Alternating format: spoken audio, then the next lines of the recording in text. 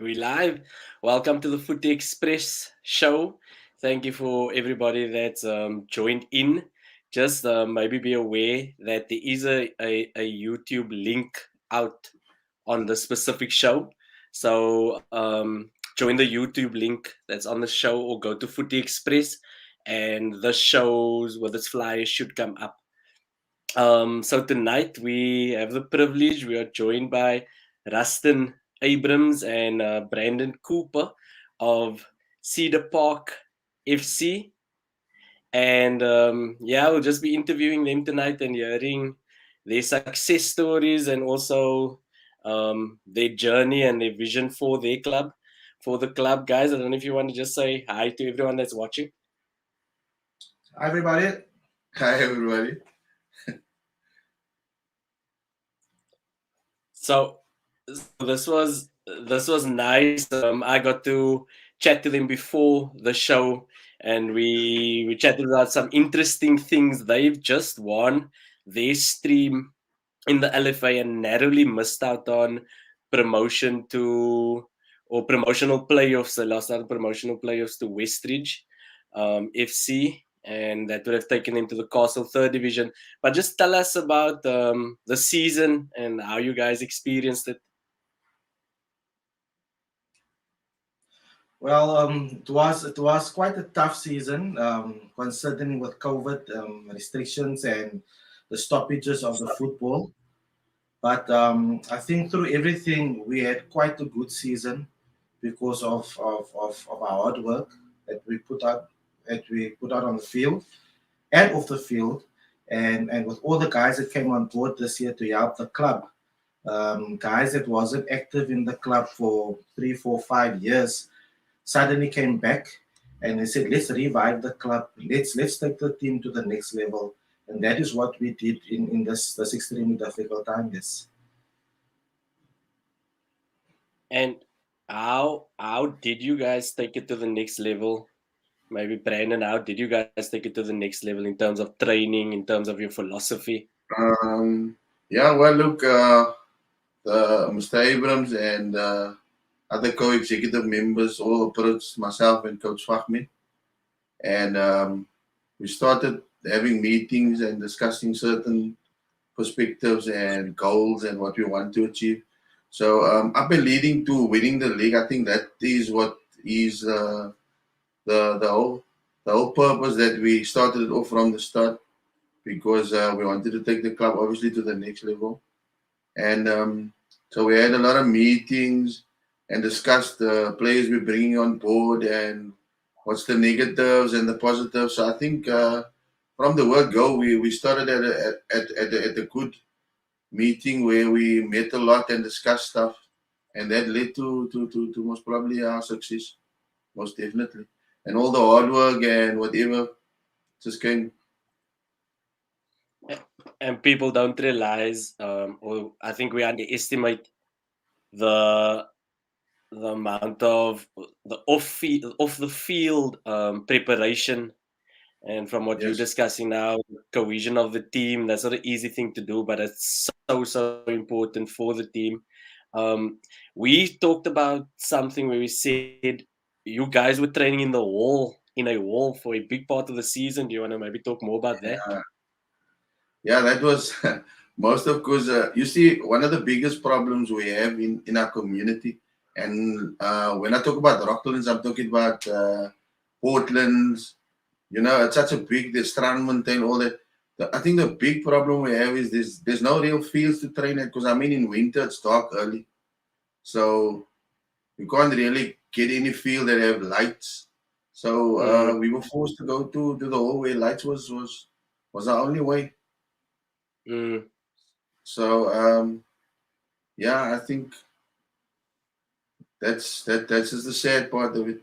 But we turned it into a positive thing, because I mean everybody was happy, and Mm, we made the players understand that look, this is our only way of training, because other than that we're struggling. I mean mm, all the clubs can vouch for that. mm. And I mean, ma, that is our colored story that you put us into difficult situations, but we find a way to get the positive out of it, or we're creative enough to turn a huge negative into a positive. That's my story. I wish it wasn't like that, because I always think, imagine we did have the resources, what would we be able to do with it? But I think the two of you giving back in the way that you do, Rustin, you said you were involved with Cedar for 20 years. Brandon, you were a junior at Cedar. Yeah. So, I mean, that is rich history. Why? What's the motivation now to lead and coach and manage, and now on the other side of soccer business now? He's not players anymore. He's on the other side. He's basically leading the team. What is the motivation that you guys have, or that propels you?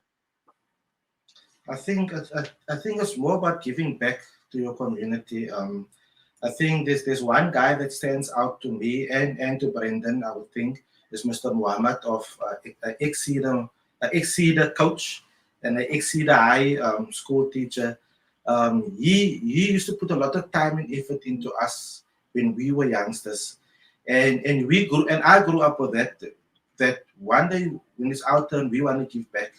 Although we still love playing football, we would rather give back and keep kids off the street. So that is my philosophy. And I mean, I've been coaching for more than 20 years at the club, and was probably playing for more than 25 years at the club. So so it's time for us to give back. There's nothing better than giving back to the community, and that is what we're striving upon. Just giving back. And Brandon, your motivation? Yeah, look, like Rustin was saying, like Mr. Mawat, I practically grew up soccer. That's why I get the nickname Bola, because from the word go, I was in love with the ball and everything. But seeing that what others did, like Mr. Muhammad, like he said now, that just gave me more encouragement. Like Rustin was saying now, giving back has become part of my life. I mean, soccer, like my has been every day. It's Tuesday training, it's Wednesday training, it's a meeting somehow with the exco, and so it's always been something that I've always loved to do, to give back to youngsters, because from the we don't know what backgrounds they come from. So now being the coach now again with Coach Fahmi, we learned a lot of stuff, and with even the juniors having problems at home, and there's a lot of stuff that you have to face, and people don't know the behind scenes, because people just literally see you winning the league and they think it's just the players doing it, but there's a whole lot of a whole story behind it, Jonathan. Like for instance, if I can say from the chairman, there's a whole lot of names that can be mentioned, and I think I must mention it because they gave a great amount of positiveness into the club, and they always encouraged us, which means the backbone was always the start, and it made you more hungry to do stuff. Like for trainings, the players always message, they excited, coach, can't we train another day? Can't we do this? I mean, that feeling was just phenomenal. So from the word go, I must actually thank Coach Fahmi that was coaching with me, and Mr. Abrams, Rustin Abrams. Another one is Warren Reiters, Ismail Sali, Ashley Orange, Eugene Meyer, Sean, that also helped the training. Never forgot about him. Donovan, the vice chairman, Mr. Jerome, and those names that I maybe forgot. Is anyone left it? Oh yes, and most definitely Mr. Anwar Hendricks. Also, I can't forget that guy. He's always been also positiveness.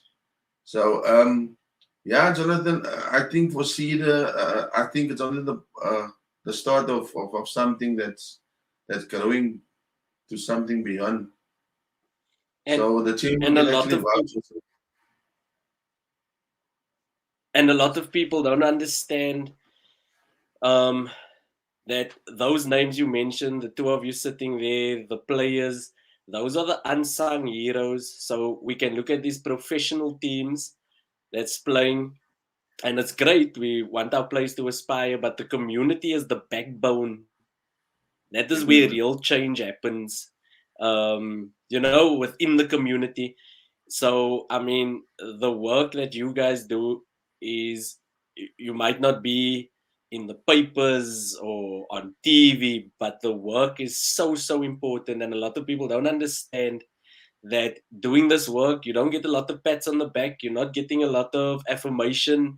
You're not in the spotlight, but to come every Tuesday and Thursday and working on Saturdays, I mean, I take my hat off to people like you and people in the background that's giving all those amount of hours for free. You said the interesting thing that 80% of your players come from the community. You guys maybe want to talk a bit into that. I think that's a great stat, and you guys still won the league. So I mean, that's a great achievement. Yes, yes. I would say about 80% of the team comes from the community. The 20% is within a 5 kilometer radius of where Cedar High is, which is actually our home ground. So Mm, what that brings to us being a community team, it brings mm, support, and that is what makes us stand out from most other clubs is our support. People would say that although it was a COVID and you were restricted from going to the field, most of the supporters were still on the field, maybe behind the fence or in top of the bush, standing behind sure. the fence, but in the rain, in the bush. But that actually brought joy to my heart because seeing these people in the community behind you, and that comes from using players within your community. I mean, we got a Mm, goalkeeper, Curtin, that's playing 20 years for the club. He hasn't mm, played for any other club in his life that I know of. 20 years. And just like mm, that, we've got other guys like Chad Cooper. This was probably more than 15 years with the club as well.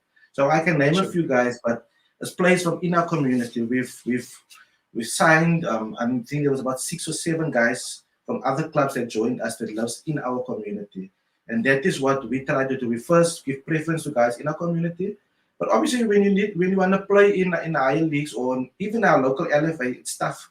So you need to build a team with tough players with good quality players. So sometimes you need to go outside your community, but everybody gets a fair chance to play within our top team, Mm. especially. And I mean, 80%. It's a high percentage. 80% from the community. It's a very, very high percentage. So that's great. I think it also keeps a lot of kids off the street. We don't realize the impact that something as simple as football, can have on a kid's life, but it has a tremendous um, emotional, physical, mental impact on a youngster. So, I mean, that is awesome. What was some of the highs? What was the highs for you this season? For the highs was obviously like Mr. Chairman said now. Myself and Fahmi always had the joy of wherever we played, whether we played in Kailicha or whatever, we always used to come out in numbers, the fans, and that was quite joy for us. And even with winning the league with our players, it's there's it's like a family, like a father, mother, and a child. Where you have to be a father today, you have to be a mother, a brother. It's all things that Mm, myself and Fahmi came to experience with it. So actually, most of the time when we had our games, transport was never really a problem because why our backbone, sure. like I said, our structure was in place. They would always phone, listen, there's 10 fans that don't have a lift. We organize quickly, like especially when we played in Kailicha. But when we played our home games in Westridge, transport was never a problem. They would walk.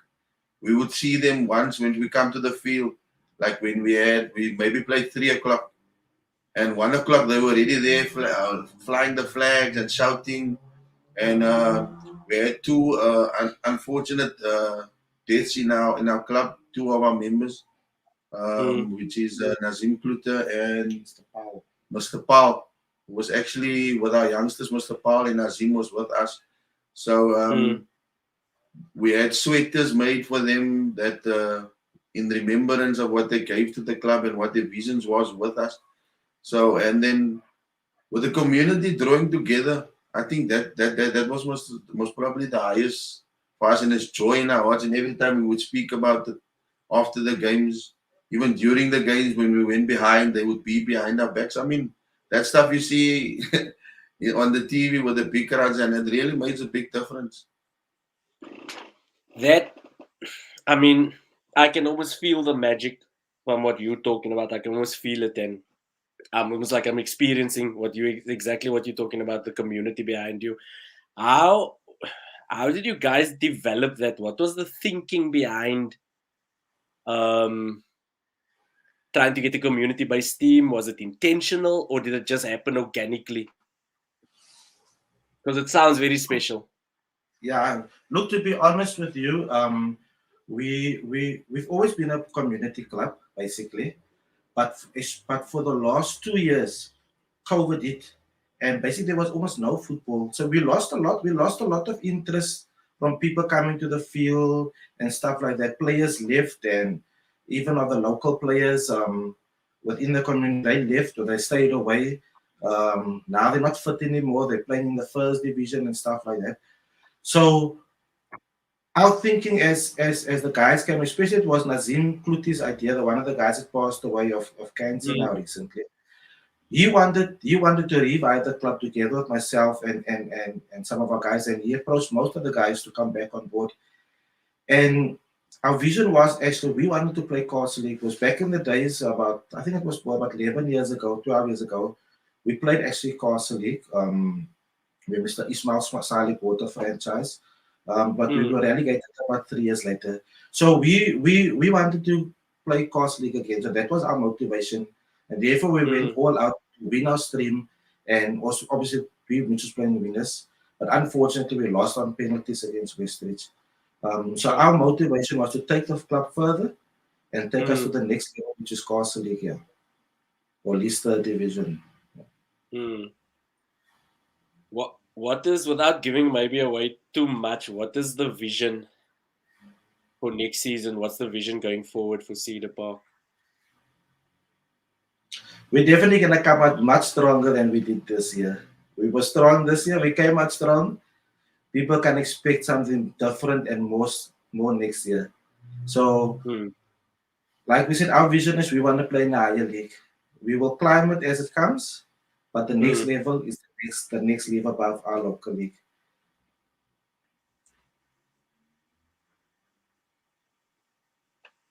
I didn't hear, Aston. What did you say? Sorry, can you repeat? I said our first target is to play on the next level, to win our stream, to win the league in which is playing, and play in a higher league than which is playing LFA's league.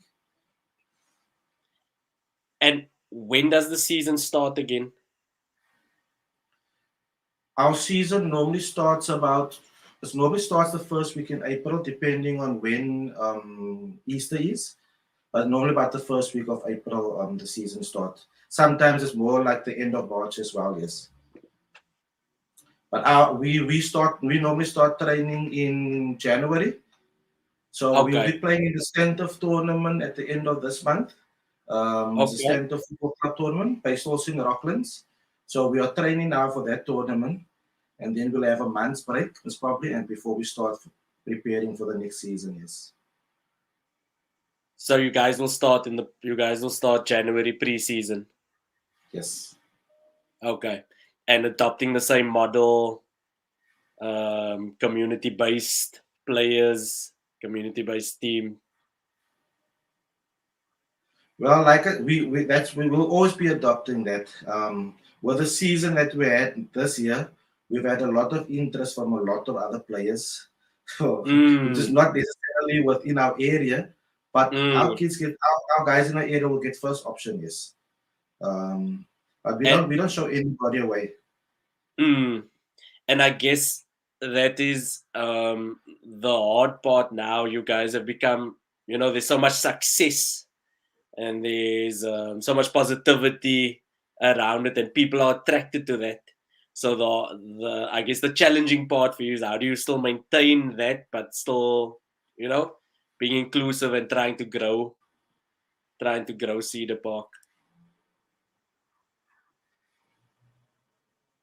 Yeah, you know what? That is actually a coach's problem. I had a look this year at our bench, and I told myself I don't want to be the coach of Cedar Park Football Club because we had a 20 main squad, it was probably 25 main squad, and it's only that first 11 I can start, and I think you can make 5 subs. And Mm. players, especially if you're a good player, you don't understand that you have to bench. Somebody has to bench. And I told the coaches, you know what? I'm glad I'm not the coach. So let the coaches be the coaching, and they selected teams. But I can Yeah. see it is a difficult thing, especially with the youngsters of today. Everybody wants to play, I, especially when you're winning. mm, Brandon, how do you? I had a soccer tournament last week with the school that I coach at, and it's not easy. It's not easy trying to manage, especially this generation of youngsters, because they're not like our generation. Our generation, we would keep it in. We would be thinking it's unfair, but we would keep it in. This generation, they talk. How do you handle the different personalities? How do you handle the trying to? I know we can't keep everybody happy all of the time, but you want to create a nice environment where everybody feels welcome. Has that been a challenge, and how do you deal with it?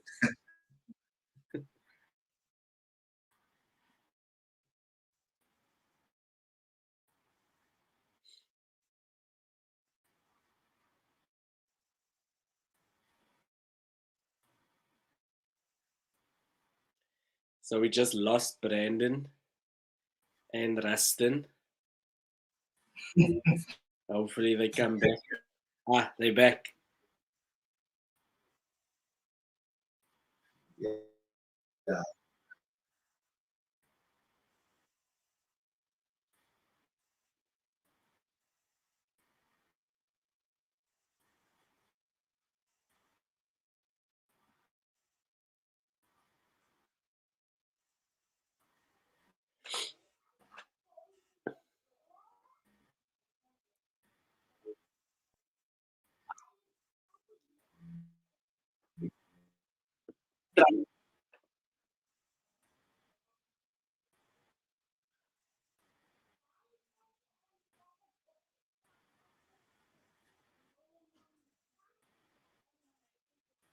But I'm losing you. Or I've lost you.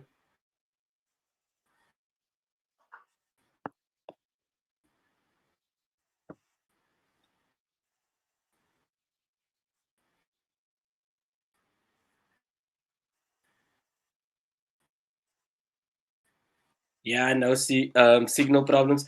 Brandon, Rustin, I'm gonna try something. I'm just gonna remove you and then add you again. Can you add yourself again? So just give us a minute while we try and get them back.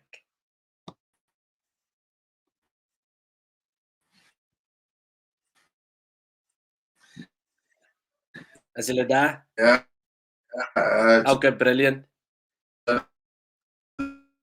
look, we had training sessions like the Tuesday and then the Wednesday and then the Thursday. And me and Coach Fahmi would message each other. What do you think this one was? Uh, uh, uh, uh, uh, showing signs that he wants to, to play the position.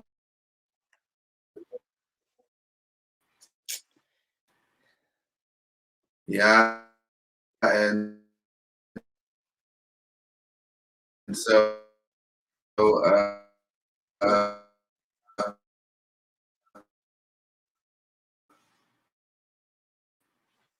Let me let me do this. I'm gonna remove you quickly.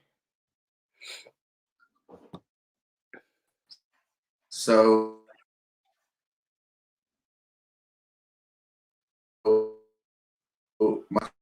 myself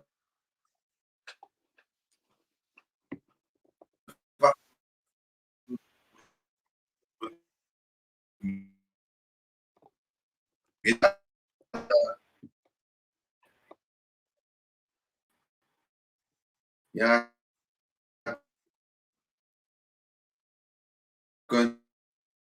continuously with and trying to work out formations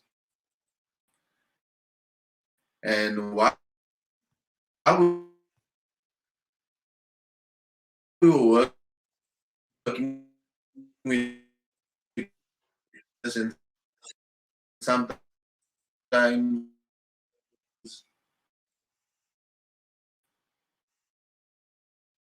we when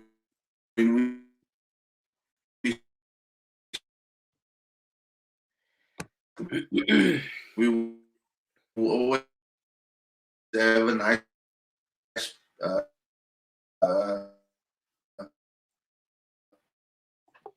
speech with the players.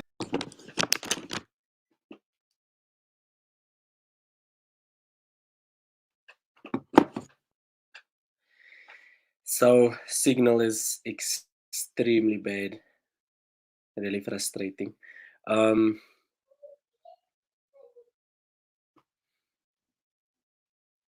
Let's just give it 30 more seconds before I add them back. Here's a filler from Wesley Jones. Says Cedar Park supporters are the best.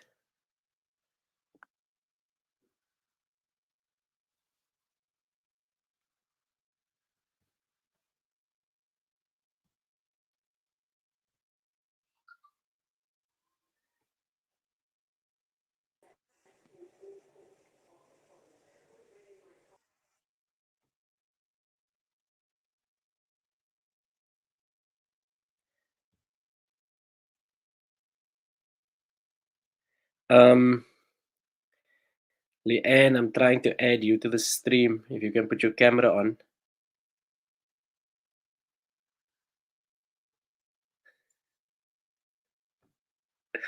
Len Cooper say, signal really bad. The devil is a liar. Absolutely. Leanne or Mikhail, I'm trying to add you to the stream. If you can put your camera on.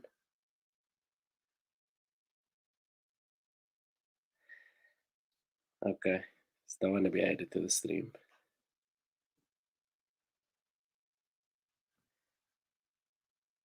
Anyway, I think we're going to call it.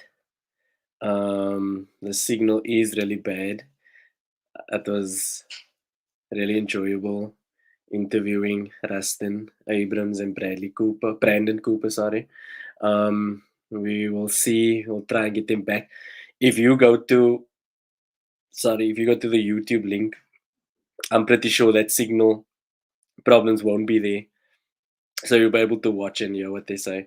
But thank you everyone for joining. Thank you, Cedar Park supporters, for joining.